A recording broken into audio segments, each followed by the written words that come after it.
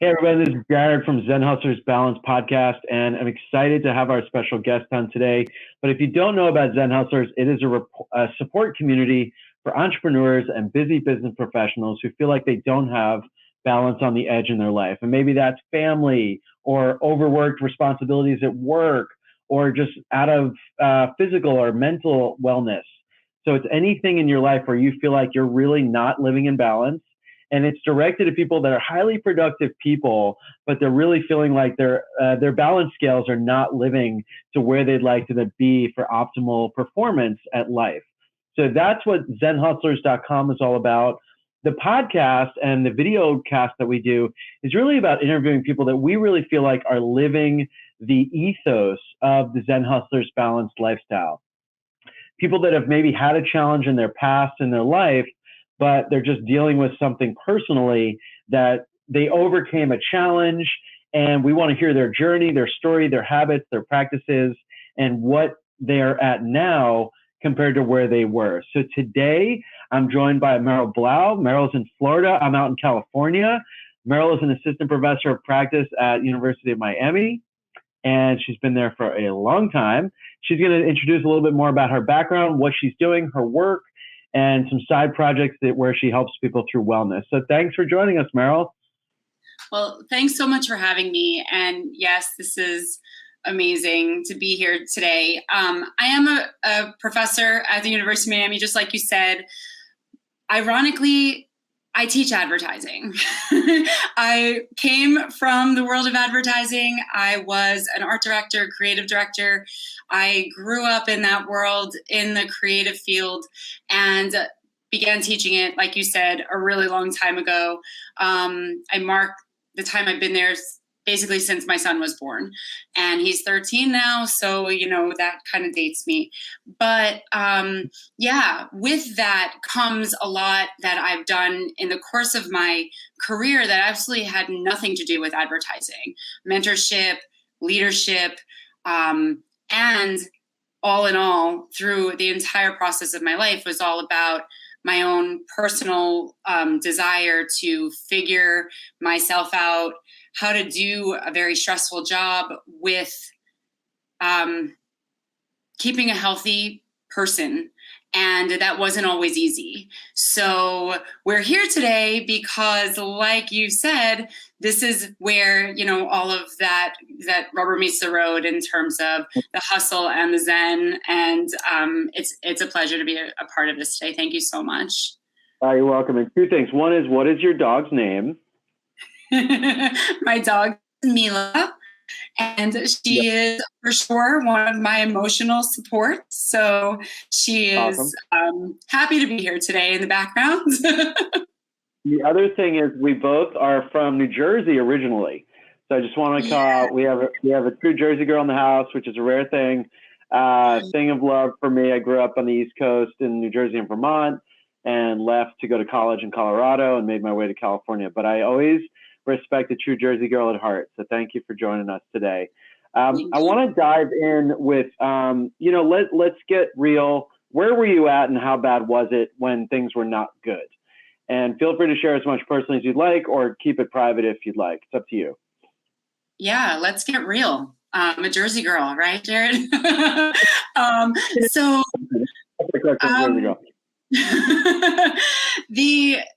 bad was it when things were bad?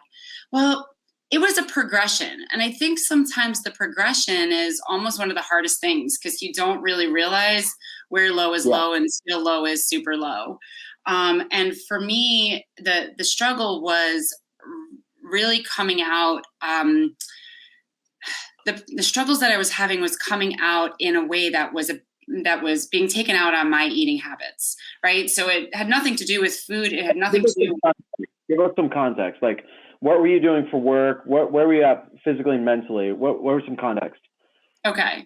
I was at the low, early 20s. I had graduated from college, and I had gotten my own apartment on South Beach.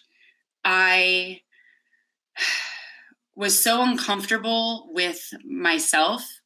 I was sleeping on the floor. I refused to go to bed. At home? Mm-hmm. Yep. You know, Because in my why own, was that happening? what's that? Why were you sleeping on the floor? What was going on?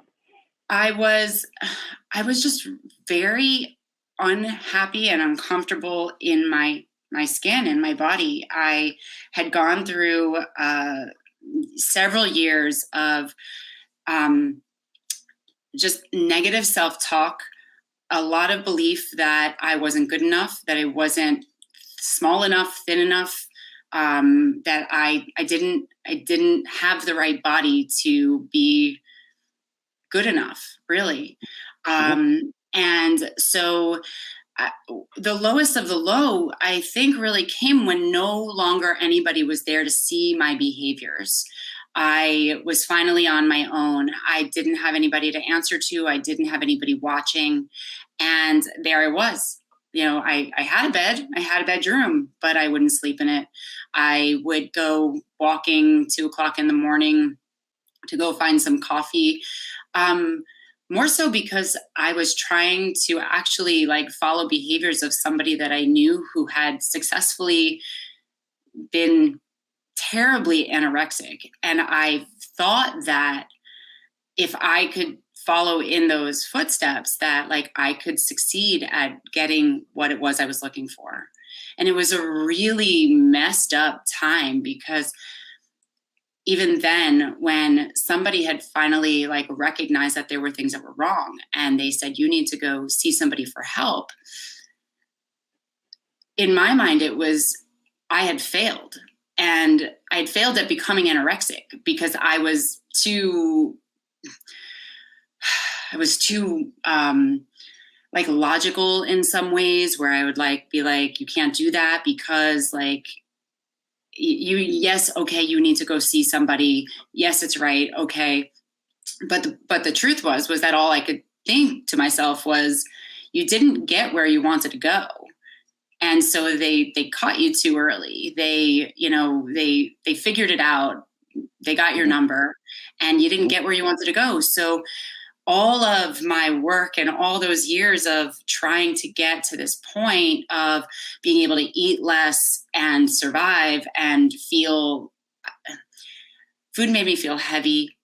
I physically felt heavy, and the less I ate, the lighter I was. Mind you, I slept all the time and was, really unhappy, but I wasn't forward facing that way. So I was a walking contradiction. People thought I was really like had my stuff together. People saw me as somebody who was really responsible and always the hustlers. So we'll say on this, so there was this person who would no matter what show up, but truly just beating myself up inside out. And that's that perception I want to talk to you a little bit about. If we can dive into that story a little bit, is like the perception that the world, that you're still on your shit, you're on your game, you're getting your hustle done. And so to me, it reminds me of like, I don't know if this is a term, but the high functioning alcoholic, but the high functioning anorexic, of like, there's all these underlying things happening, but no one's really seeing that. And you are still high functioning. So where was the drive coming from for the hustle? Where does that come from in you? It's funny. I've actually heard somebody categorize it as the functioning alcoholic or anorexic when I shared my story once before. And okay. I think you're spot on in that relationship, because that's definitely what it was. Where does the high functioning come from?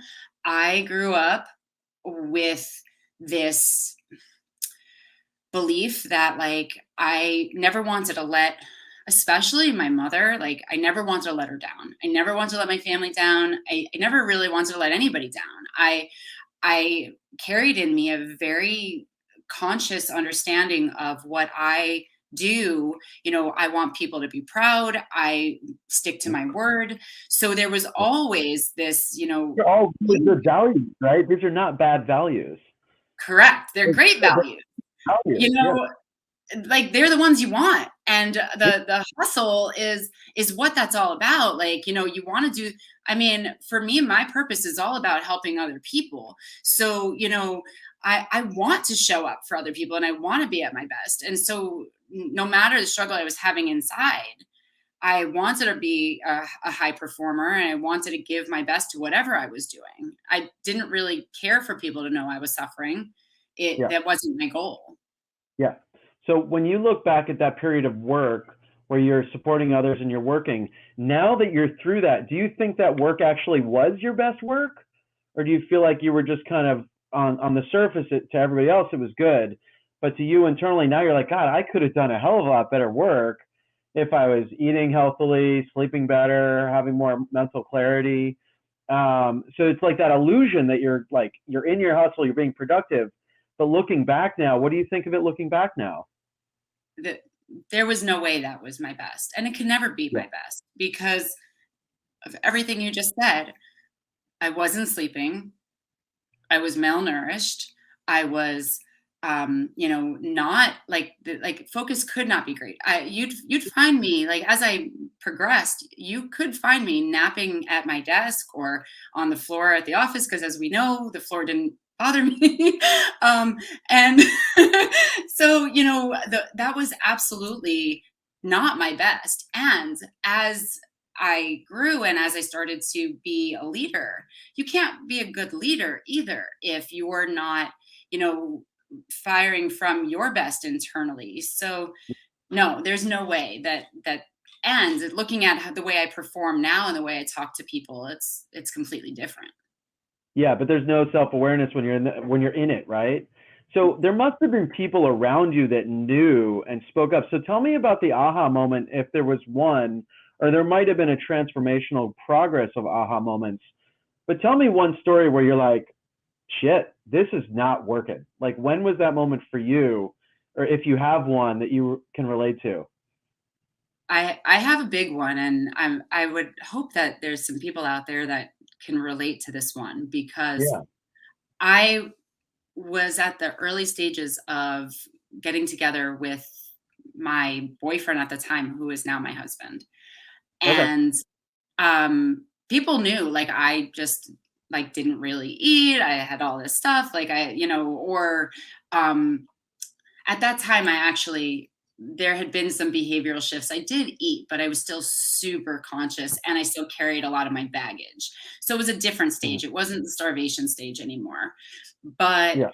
we would go on a date, and, I would always carry that girl with me. And didn't matter what I did, I always carried her with me. But when you're in a safe space and you're talking to somebody, you start to share some of that stuff. And it's funny because he doesn't remember ever saying this to me, but what he said to me was, I'm not interested in that girl. I want to be with the girl that I see you, because we knew each other from work. He said, I want to be with this girl that I know out in the world.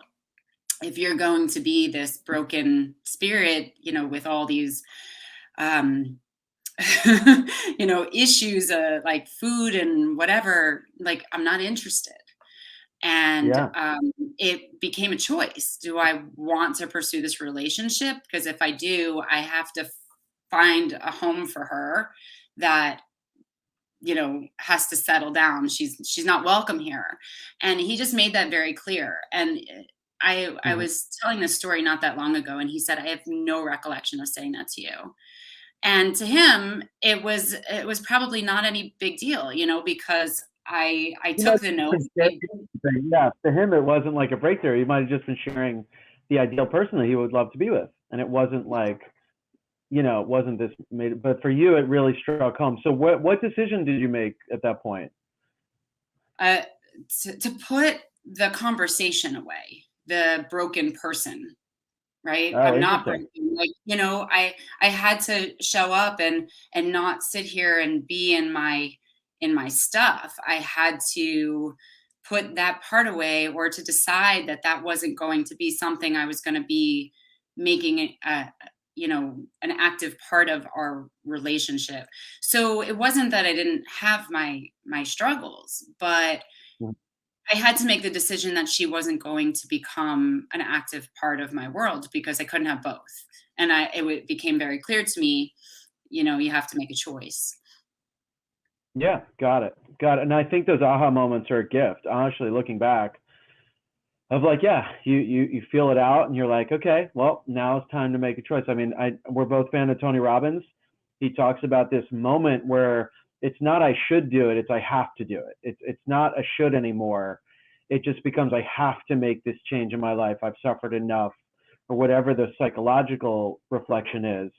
But it's not a should anymore. And I think that's when habits change and values shift. So we're going to take a short break for our sponsor, and then we'll be right back. Are you seeking to become a thought leader in your area of expertise? Do you want to have a following of people who are connected, engaged, who are listening to you and want to hear from you frequently? Are you currently an author, TEDx speaker, keynote host, coach, consultant, or entrepreneur founder? Are you hoping to be one of these roles? If so, you're going to love this.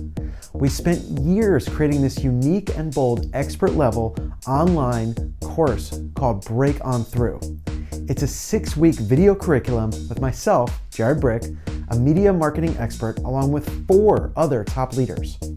Our goal is to skyrocket you into thought leadership role at any stage and any age in your career field by leveraging media and the modern syndication processes.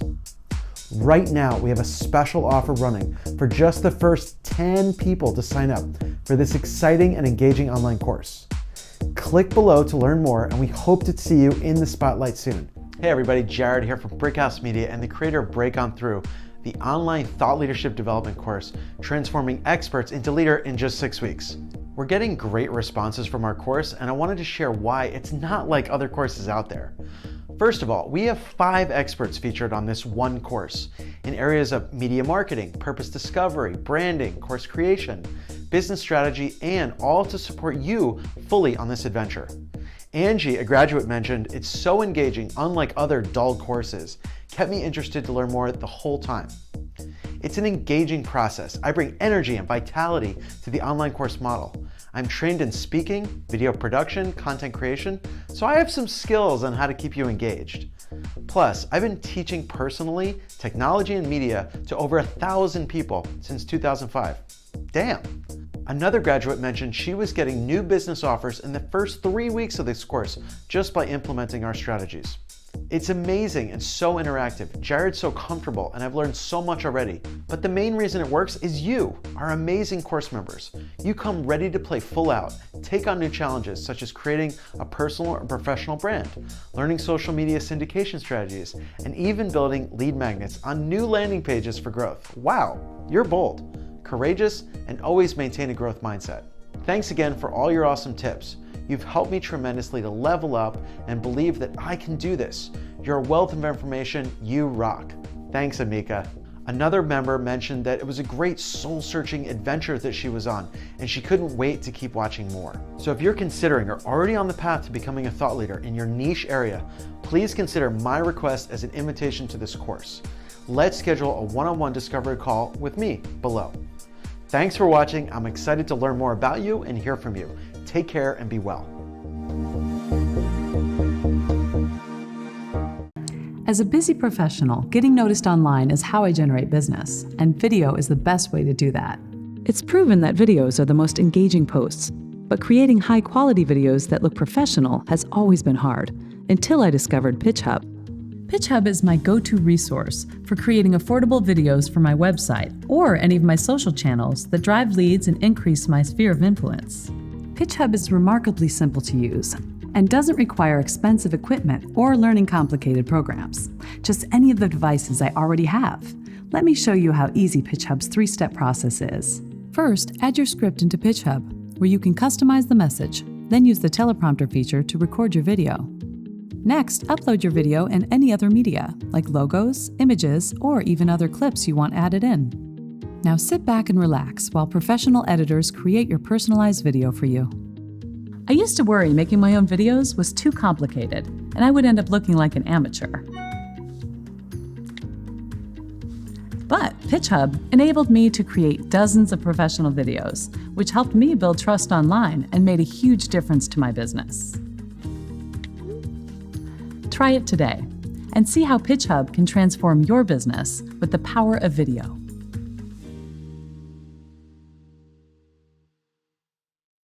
Okay, so welcome back. Thanks for joining us, Meryl. So tell me a little bit about your day-to-day habits and what products or supplements you're using, because I know you're part of an organization that you wanted to inform me about. So tell me a little bit about what does today look like, and how is it so dramatically different than what you told us in the beginning? Today is completely different in every way, and I'm proud of that Yeah. because today has become about how am I able to get up and be at my best every single day and be able to replicate the success formula for myself.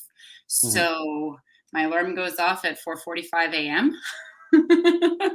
every Keep that. day. I hear it. I want to hear it. Yeah. Yeah. And I start with an on-shot, which is my little focus energy drink, Mm-hmm. and some of my nitro extreme, which helps to get the nitric oxide flowing in your brain, in your body, and I turn the lights on in my brain. By 5:15, I'm in the gym, and I do about a Is that a home gym or is that outside? no, I leave the house. That is a big one for me. I need to get out of here. That is definitely part of my get my space Mm-hmm. and be in a place where I could put my headphones on, really just go inside, get my time in, that me time that we hear a lot about. Like that is for sure a big one for me. I actually polar bear plunge my showers.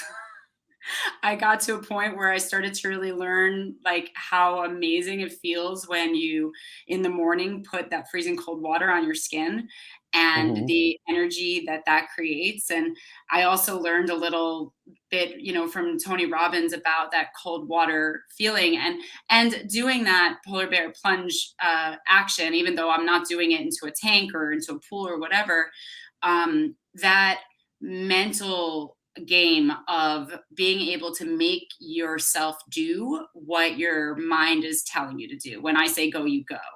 Yeah. And that whole little thing, I kind of amp up and I do that. And then We can do a segment on that just that one decision, because that's a big one. I even struggle with that one too. I'm trying to embrace cold for sure, but that one is such a big shift. So sorry, keep going.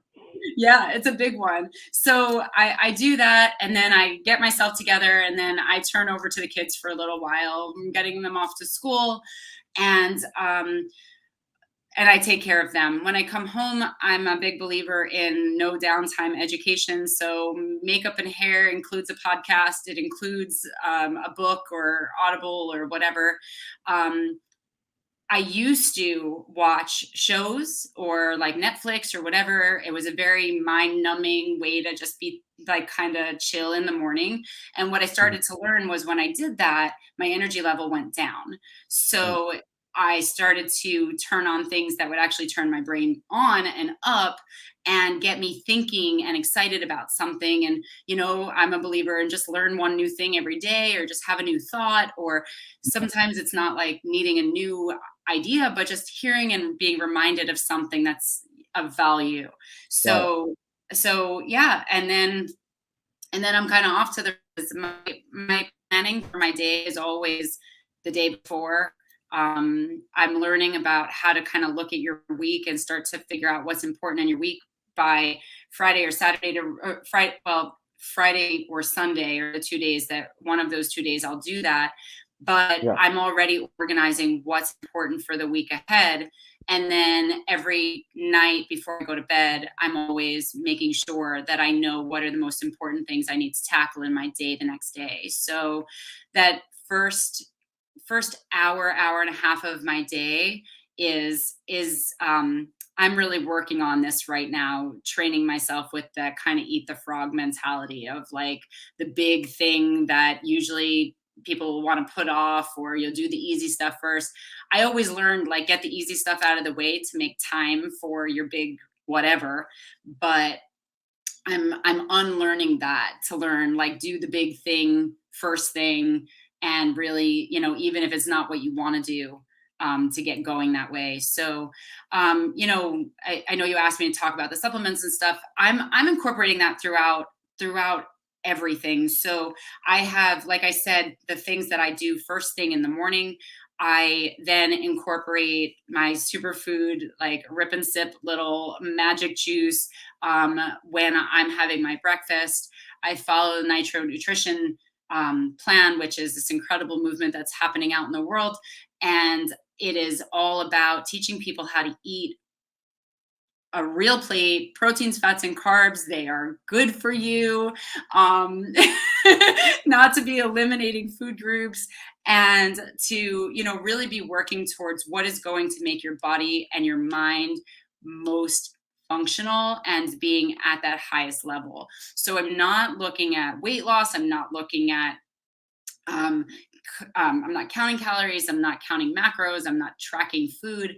I've like now learned how to look at a plate, know that I have the right things on it. And if I do this every 3 hours, my energy level is going to be amazing and I'm going to feel fantastic through my day. Like I said, I think the simplest ones were just to start not letting that voice be the active one out loud, right? Yeah. The things we say out loud, we really do feed into the universe. It's going back to Tony Robbins, what you focus on, you find, right? And when you're speaking it out into existence, I truly do believe that's a huge part of what we actually manifest, whether we mean to or not. I've learned a lot about, even when we say things that are like what we don't want, our brain does not understand how to differentiate between hearing like, I don't want this, or I do want this, like I don't want to fall, or I want to fall. All it hears is fall, right? Fall. So you're focused on the fall.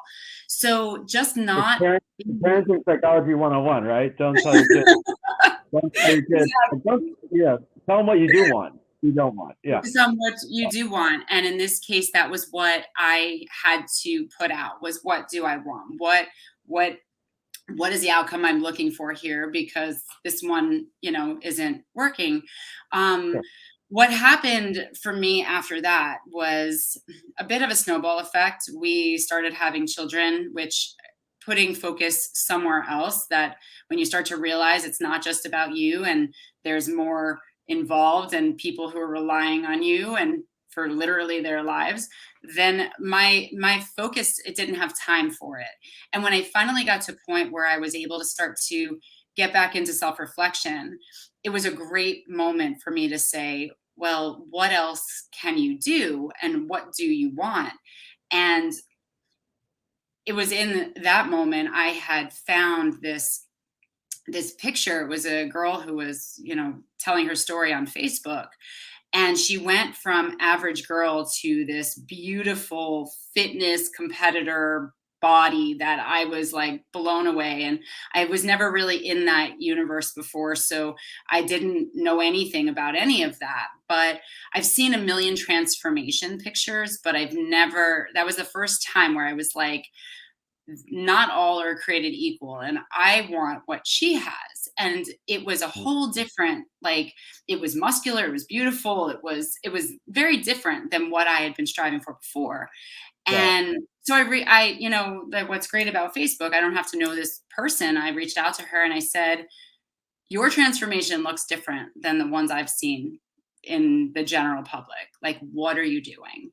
And that became the first time where I really started to get educated in a completely opposite way about nourishing my body, eating a lot of food, and the right food, and taking it from there. So that's beautiful. Can I ask you a quick question about being a mom? So your body goes through major changes. You gain weight, obviously, to support a child. How did you feel during that period? I was okay. I really was okay with it. I didn't gain like in terrible weight the first time around. It was pretty, like, I was just like the basketball up front. So I felt pretty proud. Second pregnancy, I had more struggles, and there was some things that I was concerned about with the baby.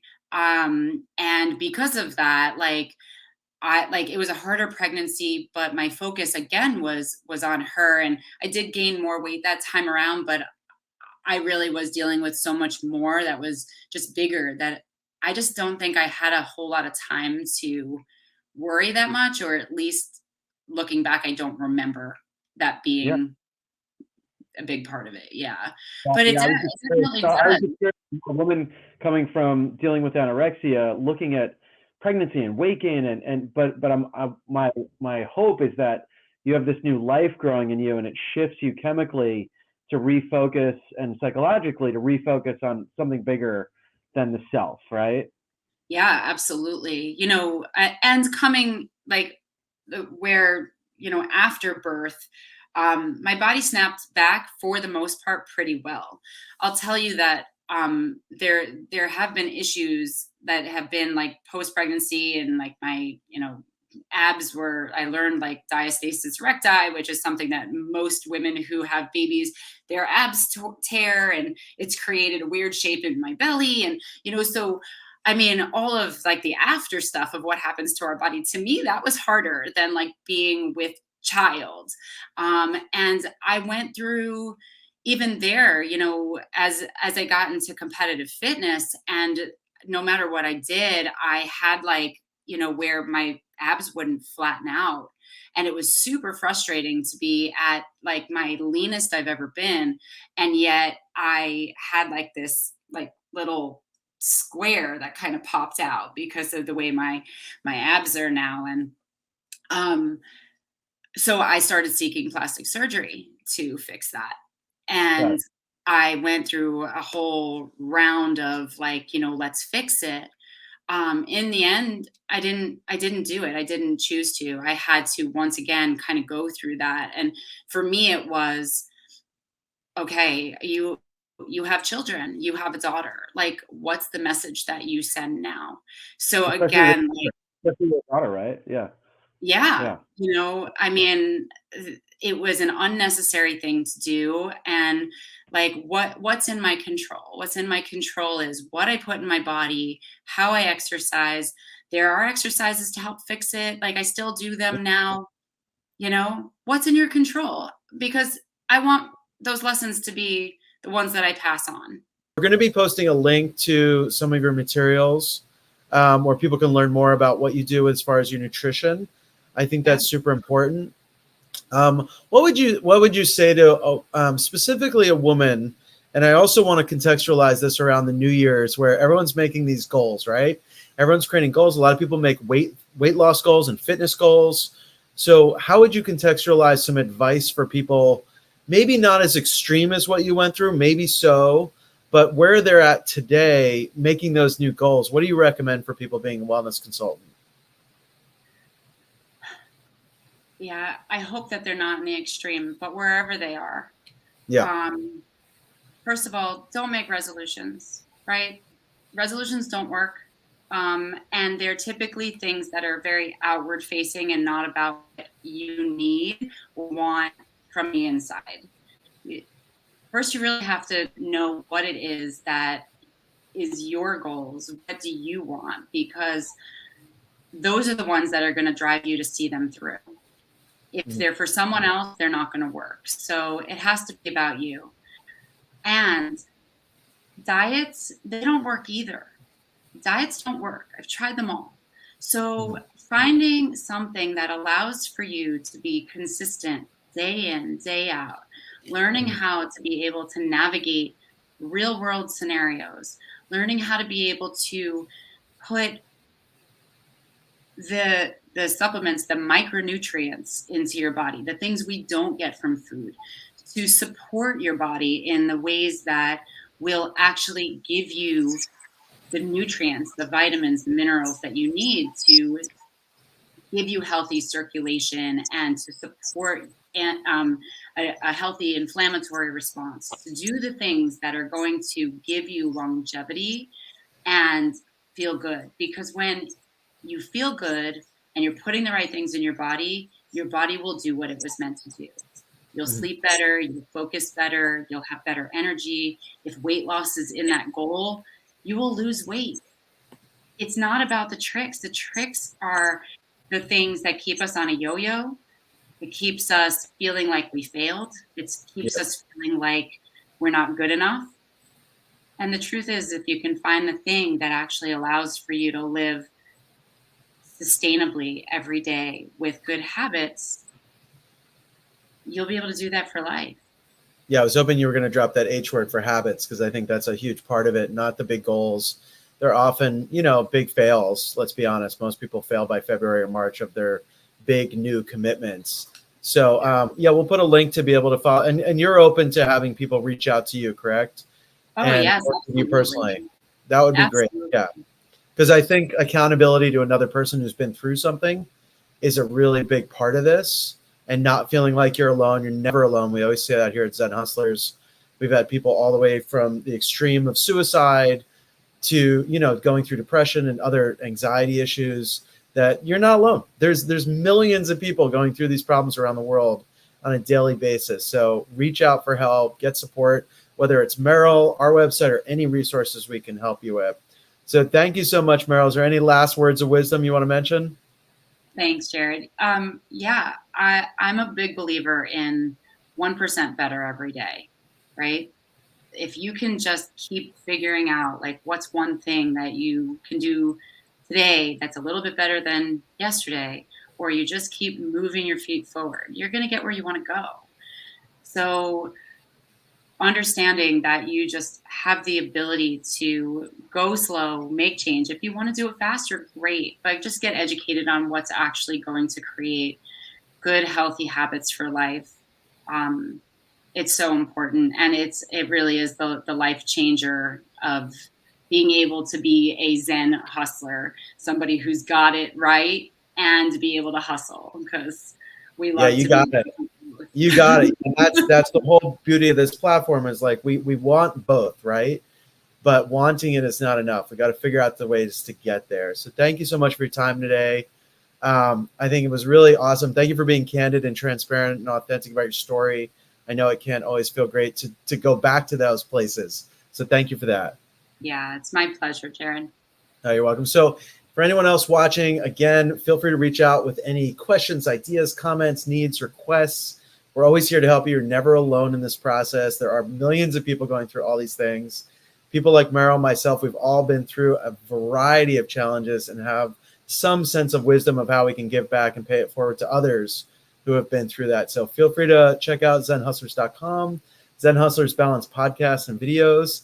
And we just welcome your support, and we welcome being able to help you anywhere you are to find that balance on the edge as entrepreneurs, as busy professionals trying to navigate this journey.